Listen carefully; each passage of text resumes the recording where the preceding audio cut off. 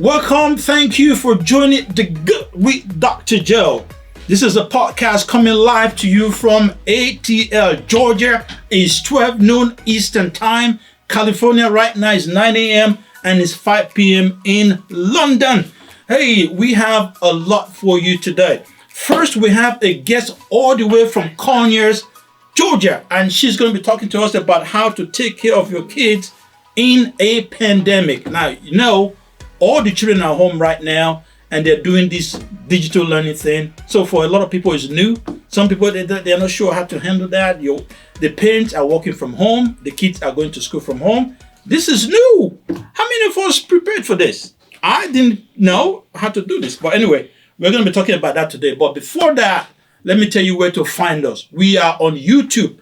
Just put in there hashtag The Good with Dr. Joe. You can find us on YouTube. You can find us on Instagram. You can find us on Spotify. We are on Apple. We're on Google. We're everywhere. Welcome to, once again, The Good with Dr. Joe podcast. All right. So we're going to go ahead and throw it to our guest, special guest today. Please introduce yourself and tell us about what you're going to be talking about today. It's Patience.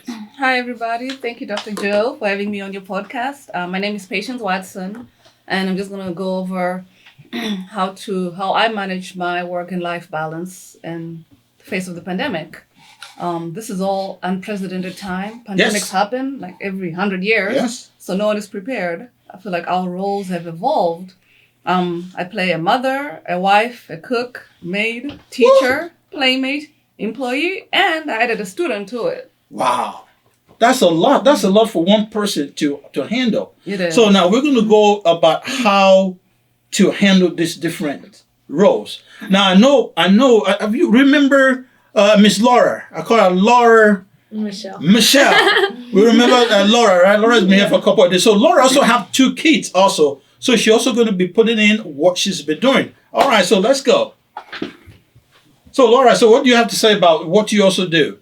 Well, between being a mom and going to work, I study, I'm getting my associates in business administration. So in between all that, yeah. So essentially, you actually mirror what she just said. Yeah, but see, I don't have to do the virtual learning with my schools. I mean, with my kids, like the schooling. Yeah. See. Okay, so they go to school. Yeah. Okay. My kids go to school because we live in different counties. Okay. Yeah. So luckily here in Gwinnett County, my son, since he's in kindergarten, and the 5 year, they started him off being able to go to in-person learning. Wow. Yeah. So I sent him to school. He goes to school. I see. All 5 days a week. So Miss Patient, how does this schedule? How does your daily schedule? How does it work? Yeah, mine is different. My county, Rockdale, we had no choice. Oh. Everyone had to be at home. Yeah. Like Laura, my son is in kindergarten.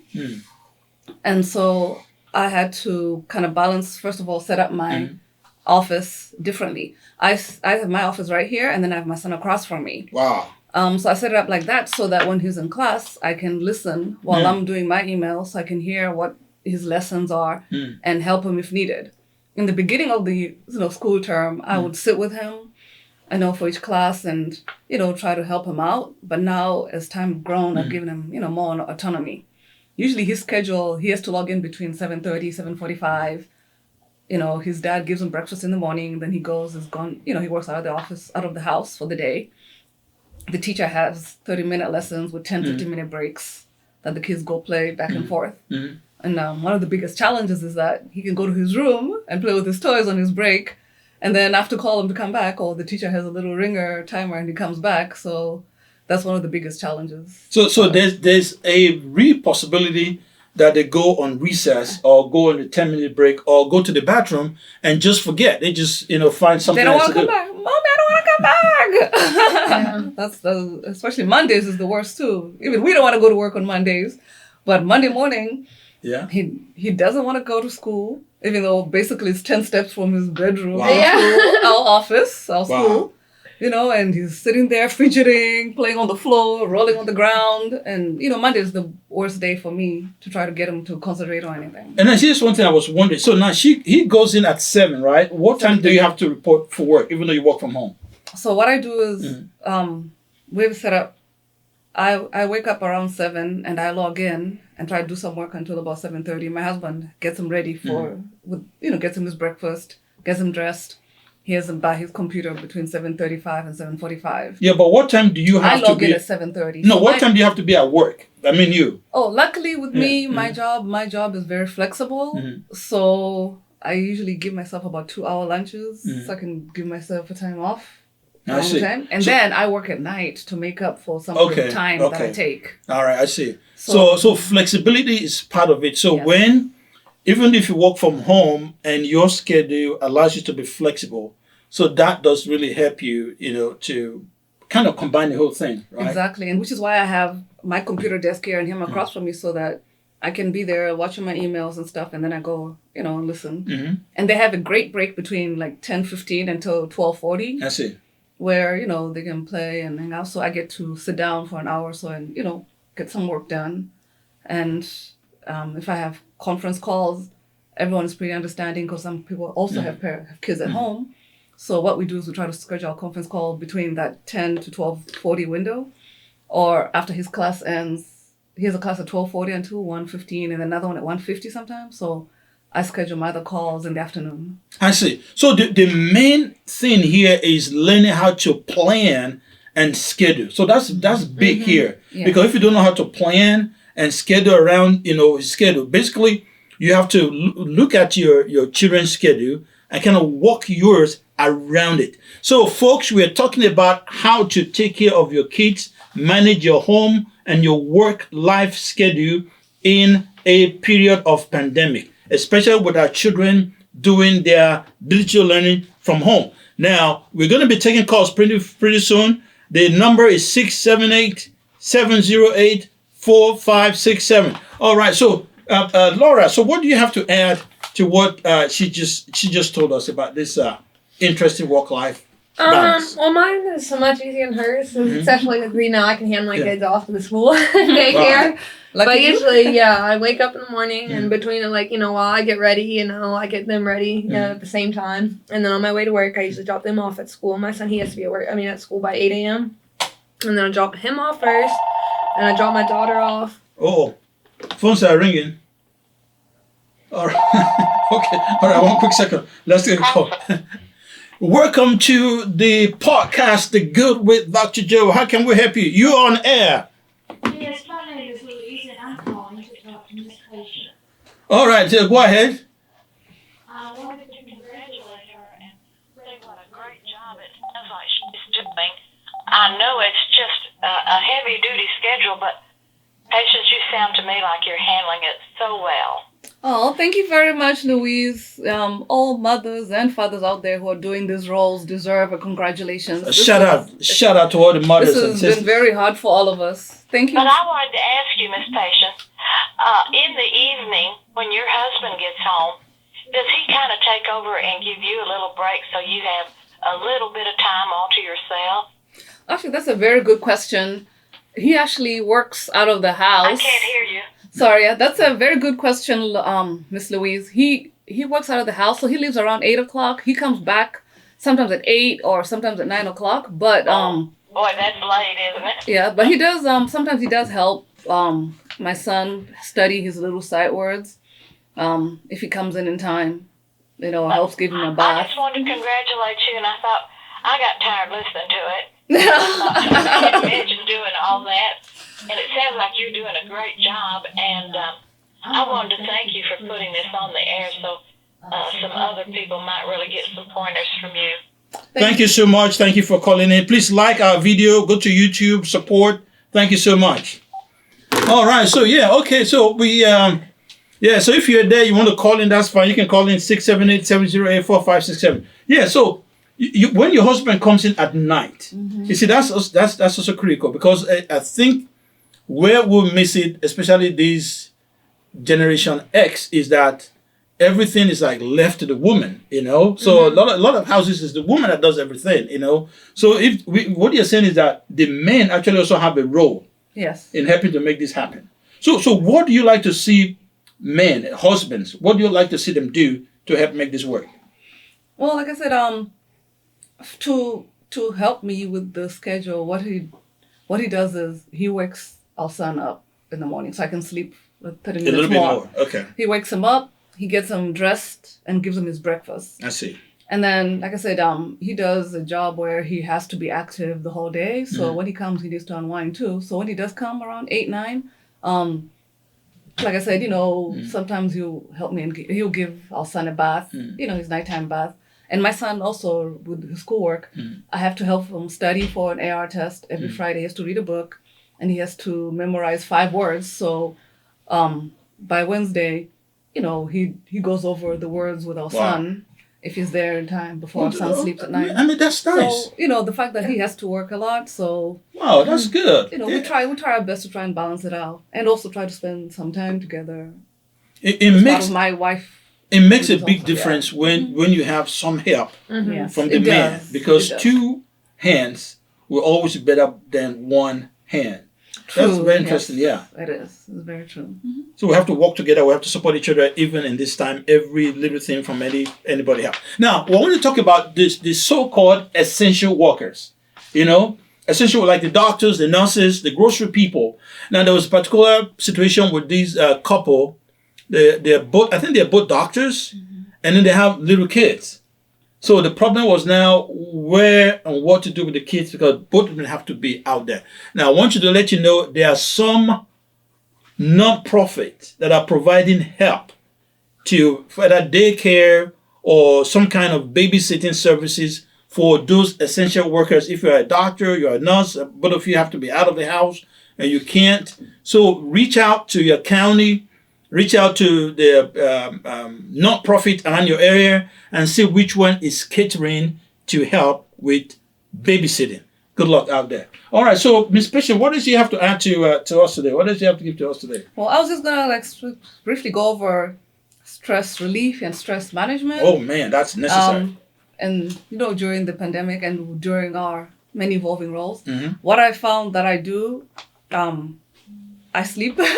I sleep a lot. I try to sleep like between 5 and 6, so 5, 6, 7, just to unwind. And then I'll exercise 3 times a day, depending on what you like to do. Like I used to walk the neighborhood with my son, but now in wintertime, I watch YouTube. I like Zumba, I can dance a little bit, and I like kickboxing. So I'll do that until about 7, give my son his dinner. Like I said, he gets, read a book.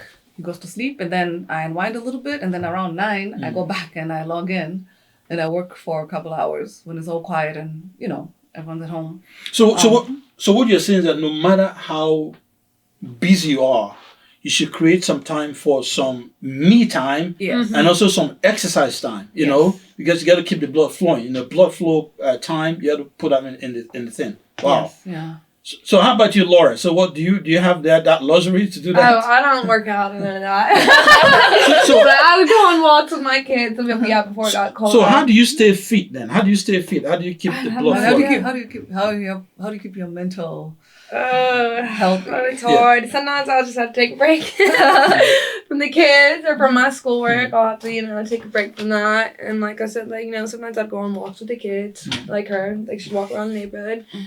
And, just sometimes you gotta take a break from all the work and everything, I have to set it all down and step back. People, we're talking today about how to maintain a work-life balance in the middle of a pandemic. And today we have a guest from all the way from Conyers, Georgia, Patient Watson, with a 5-year-old. 5.5, yeah. 5.5-year-old. They are thriving. They are doing very well. The Lord idea she's giving us today on how to keep your work-life balance perfect. All right, so we're taking calls. The number to call is 678-708-4567. 678-708-4567. So if you have a question, you have a comment, you have a disagreement, you have a bone to pick with either me or any of the ladies, we are ready for the challenge. All right. So what more do you have to add to this? How about getting some couple time towards the end of the day? Are you able to put that in? I was about to say as part of our stress relief. Depending, everyone has different ways that they unwind. Yeah. Like Wednesdays, I call it my wind down Wednesdays. Wednesday I don't work extra. I don't take my nap. I'll take my son for a little drive, get him McDonald's because he want to leave the house, and then when my husband come home, we'll watch Netflix or something. Just to do something together. And and every day with my son, I start with a prayer. I pray for him to cover him from corona and everything. So whatever works in your household that you feel, because even up to now, he said, Mom, you haven't prayed for me yet. Wow. Okay. No. You know, so, and he tells Corona, don't come to our house. I'll slay you with my sword.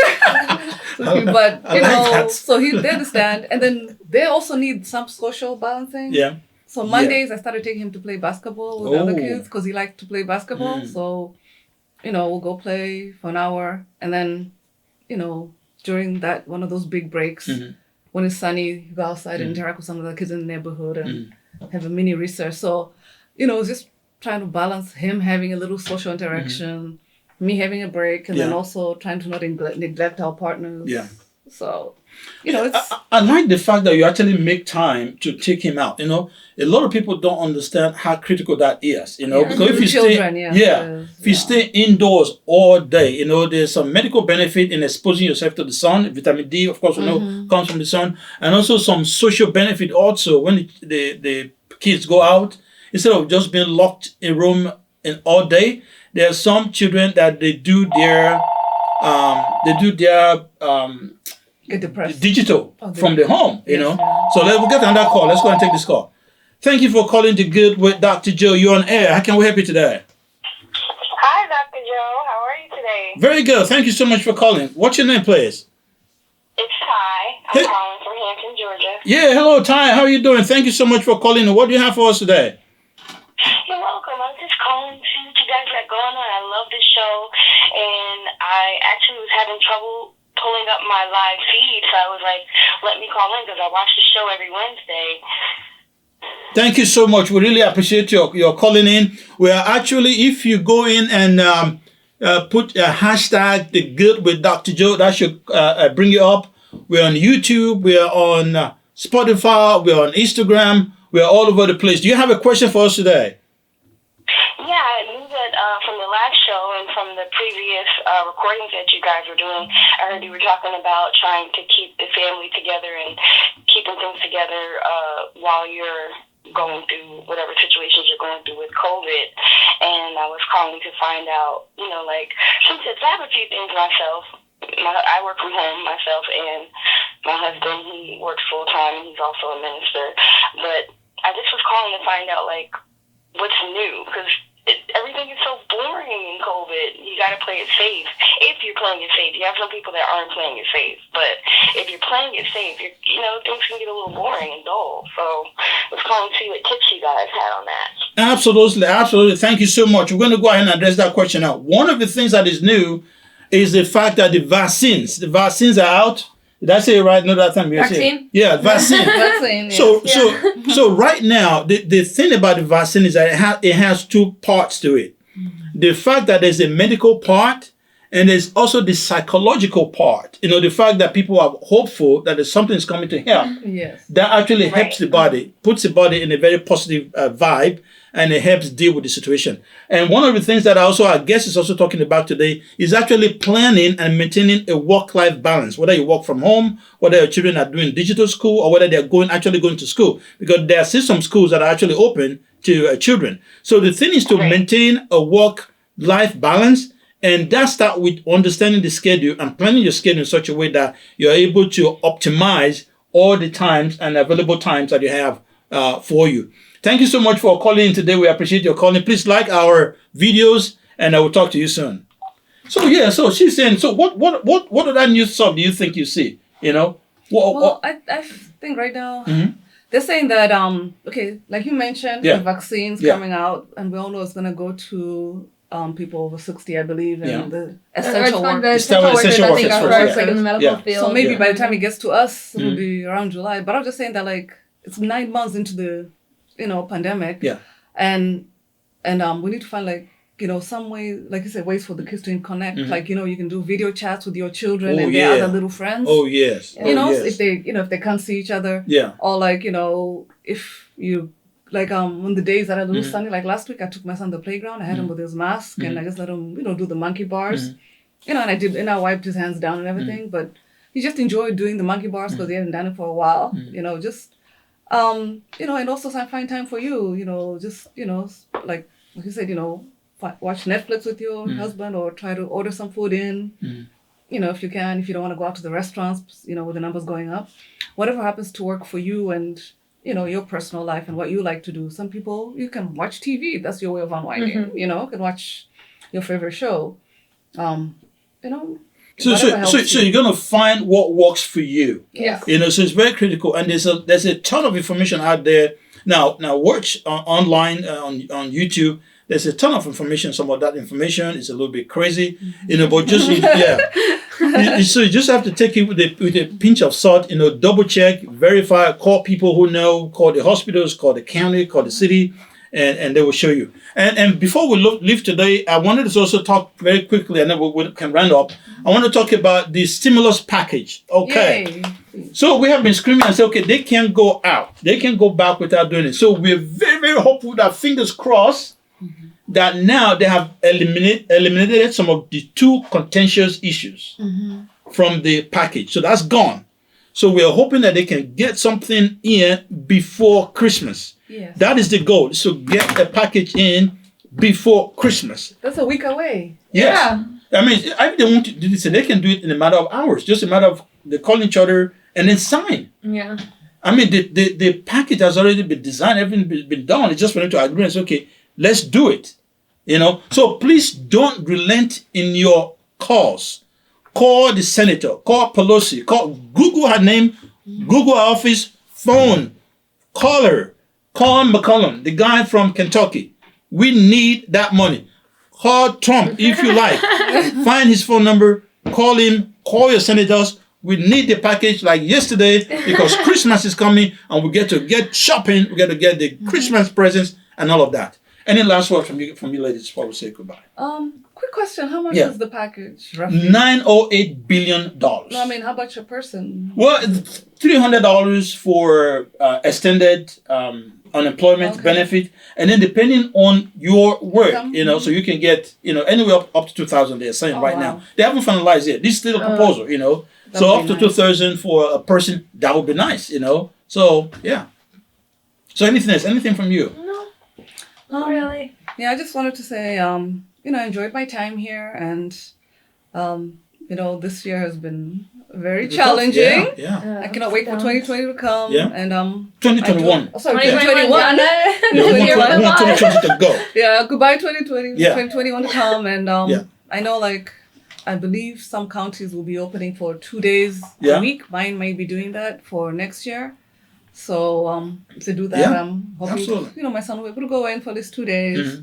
Yeah. But you know, like I said, you know, whatever you need to do to lean on to keep your mental safe, you know, talk to your work managers, talk to your relatives. Yeah. Maybe they can sometimes help you with your child if possible. Talk to somebody, you know, do a video chat, do a Zoom, you know. So anyway, before we go, I want to say, hey, we're on YouTube. It's The Good with Dr. Joe. The Good with Dr. Joe. Put the hashtag there and you'll find us. We're on Spotify, we're on Apple, we're on Google. Of course, we're on Instagram. So we are, by January, we're going to change our format a little bit. We're going to make it a little bit more interesting. We'll be on air now for about 3 months. So we're going places. We want to thank everybody that has been logging in. Please, on YouTube, we want to thank all those that have subscribed, all those that are sharing. We really, really appreciate you. And we want to let you know we have better stuff coming up in 2021. Great. And next week, we're going to be having our Christmas edition next week. Oh, it's going to be exciting, you know. So tune in next week at 12 noon on Instagram. All right, guys. So see you then. Yep.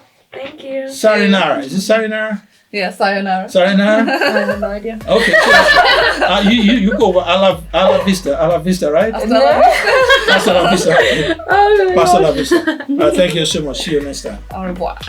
Au revoir. Au revoir is French. Yeah, that's good.